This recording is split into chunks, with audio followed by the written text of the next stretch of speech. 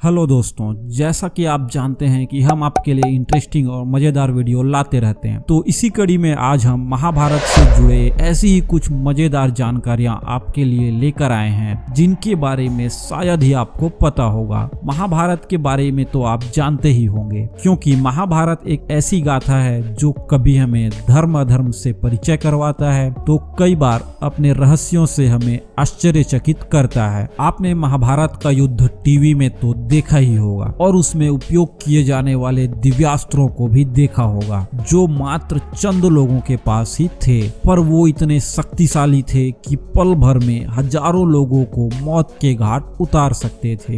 दिव्यास्त्रों में पूरी दुनिया खत्म करने की ताकत थी। कहा जाता है कि उस समय के दिव्यास्त्र अभी के परमाणु हथियारों से ज्यादा घातक थे। महाभारत के कई पराक्रमी वीरों के पास दिव्यास्त्र थे, लेकिन युद्ध में इनका प्रयोग केवल कुछ ही लोगों ने किया था। तो दोस्तों, क्या आपने कभी सोचा कि आखिर कुरुक्षेत्र में युद्ध के बाद उन तमाम दिव्यास्त्रों का क्या हुआ जो कुछ ही लोगों के पास थे? क्या उन्हें कहीं छुपा दिया गया या फिर युद्ध के बाद उन्हें नष्ट कर दिया गया, या कलयुग में आज भी वो अस्त्र मौजूद है? तो आज के इस वीडियो में हम यही जानेंगे कि उन सभी शक्तिशाली दिव्यास्त्रों का महाभारत के युद्ध के बाद क्या हुआ। तो वीडियो में आगे बढ़ने से पहले जल्दी से इस चैनल को सब्सक्राइब कर लें। तो चलिए बढ़ते हैं हमारे वीडियो की तरफ। दिव्यास्त्र कहाँ है, ये जानने से पहले दिव्यास्त्र के बारे में जान लेते हैं। पुराने समय में दो तरह के हथियार हुआ करते थे, एक अस्त्र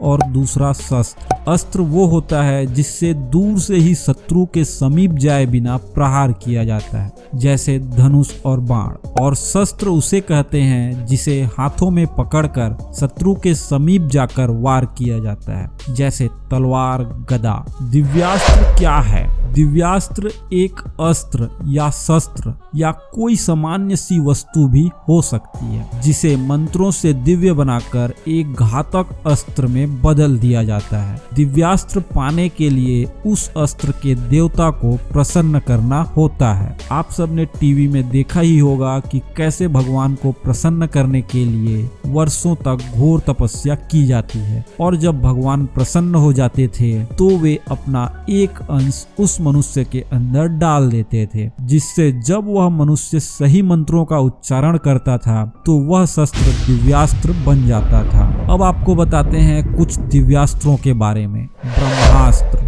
जैसा कि नाम से ही पता चल रहा है कि ये अस्त्र भगवान ब्रह्मा का अस्त्र है, इसलिए ब्रह्मास्त्र की प्राप्ति भगवान ब्रह्मा को प्रसन्न करने से होती है। इस अस्त्र में देवों तक को समाप्त करने की शक्ति होती है। पाशुपत अस्त्र, पाशुपत अस्त्र बहुत ही विनाशकारी अस्त्र है जो कि भगवान शिव का अस्त्र है। इससे संपूर्ण विश्व का नाश मात्र कुछ ही पलों में हो सकता है। इस अस्त्र का उपयोग दिमाग से, आँखों से, बोलकर या किसी शस्त्र के रूप में किया जा सकता है। इसमें संसार की हर वस्तु और जीव जंतु को नष्ट करने की क्षमता है। महाभारत में केवल अर्जुन और रामायण में केवल भगवान राम के पास ही पाशुपत अस्त्र था। इस दिव्यास्त्र को उपयोग करने के लिए एक विशेष प्रकार के मंत्र की जरूरत होती है, जिसे अत्यंत एकाग्रता के साथ लगभग 6 लाख बार दोहराना होता है। इस दिव्यास्त्र को प्रकट करने के लिए उस इंसान को घोर तपस्या करनी होती है। दोस्तों, इस अस्त्र की खास बात यह है कि इसका प्रयोग केवल दुष्टों के वध के लिए ही किया जाता है, नहीं तो ये अस्त्र पलटकर प्रयोग करने वाले को ही मार देता है। इस अस्त्र की प्राप्ति भगवान शिव को खुश करके की जाती है। नारायण अस्त्र, नारायण अस्त्र भी पाशुपत अस्त्र के समान ही महाविनाशकारी है। दोस्तों, नारायण अस्त्र से बचने का कोई उपाय नहीं है। अगर इस अस्त्र का प्रयोग एक बार किया जाता है तो संसार में ऐसी कोई शक्ति नहीं है जो इसे रोक सके। इस अस्त्र को केवल एक ही तरीके से रोका जा सकता है, और वो है अपने सभी अस्त्र शस्त्र त्याग कर नम्रता पूर्वक अपने आप को समर्पित कर देना, क्योंकि शत्रु कहीं भी होगा तो नारायण अस्त्र उसे ढूंढकर समाप्त कर ही देगा। केवल इसके सामने खुद को समर्पित कर देना ही इसके प्रभाव से बचने का एकमात्र उपाय है। नारायण अस्त्र की प्राप्ति भगवान विष्णु को खुश करके किया जाता है। ब्रह्मशिरा अस्त्र। ब्रह्मशिरा अस्त्र ब्रह्मास्त्र से भी ज्यादा शक्तिशाली होती है। ब्रह्मशिरा का अर्थ है ब्रह्मा जी का सिर। इसका प्रयोग महाभारत के युद्ध में केवल श्री कृष्ण, गुरु द्रोण और अर्जुन ही जानते थे। दोस्तों, अश्वत्थामा भी इसका प्रयोग करना जानता था, लेकिन वो इसको वापस लेना नहीं जानता था। अग्नेय अस्त्र। अग्नेय अस्त्र से अग्नि की वर्षा होती है और इस अग्नि की तीव्रता को इसे चलाने वाला ही नियंत्रित कर सकता है। इंद्रास्त्र। दोस्तों, इंद्रास्त्र के उपयोग से आकाश से असंख्य तीरों की वर्षा होती है। सूर्यास्त्र। सूर्यास्त्र के प्रयोग से बहुत सारी मात्रा में सूर्य के समान रोशनी और उष्मा उत्पन्न होती है। दोस्तों, ज्यादातर अस्त्र का प्रयोग धनुष बाण के रूप में ही होता आया है, लेकिन यह जरूरी नहीं है। एक घास के तिनके को भी मंत्र से दिव्यास्त्र बना सकते हैं, जैसे अश्वत्थामा ने महाभारत में घास के तिनके को ब्रह्मास्त्र के रूप में उपयोग किया था। अब सवाल आता है कि सारे दिव्यास्त्र कहाँ हैं और क्या कलयुग में इनका प्रयोग संभव है? तो दोस्तों, दिव्यास्त्र के लिए 3 सबसे जरूरी चीजें हैं। पहला, शरीर में उस दिव्यास्त्र के देवता का अंश।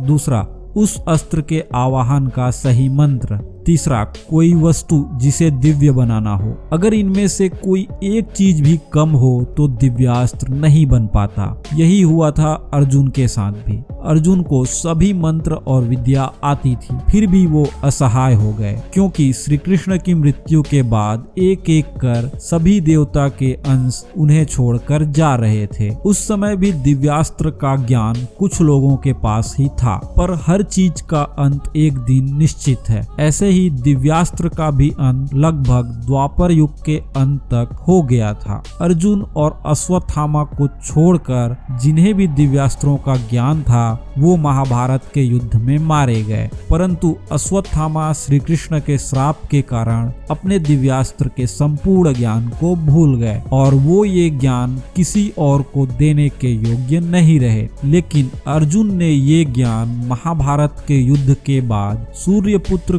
कर्ण के बेटे वृषकेतु को प्रदान किया था। अर्जुन ने वृषकेतु को अपने बेटे की तरह रखा और उसे धनुर्विद्या का अपना सारा ज्ञान भी दिया। वृषकेतु द्वापर युग का आखिरी व्यक्ति था जिसे दिव्यास्त्र का ज्ञान था, क्योंकि श्री कृष्ण ने वृषकेतु को इस ज्ञान को आगे किसी को देने से मना कर दिया था। श्री कृष्ण ने वृषकेतु से कहा, मुझे पता है कि अब कलयुग का आरंभ होने वाला है, जहाँ लोग इस शक्ति का प्रयोग समाज के कल्याण के लिए न करके निजी स्वार्थ के लिए करेंगे। इसलिए वृषकेतु ने दिव्यास्त्र के इस ज्ञान को आगे की पीढ़ी को नहीं सौंपा और इस ज्ञान का अंत द्वापर युग में ही हो गया। दोस्तों, पुराने युग में इंसानों की याद रखने की क्षमता बहुत अधिक थी। वो सारी चीजें लंबे समय के लिए याद कर लेते थे। आज के युग में इंसान न तो उन मंत्रों को याद कर सकता है और न ही इंसानों में इतना धैर्य और क्षमता है कि वो इतनी लंबी और कड़ी तपस्या करके किसी भगवान को प्रसन्न कर सकें। मनुष्य का इस दिव्य ज्ञान से वंचित रहना ही ज्यादा कल्याणकारी है। आज के युग में अधर्म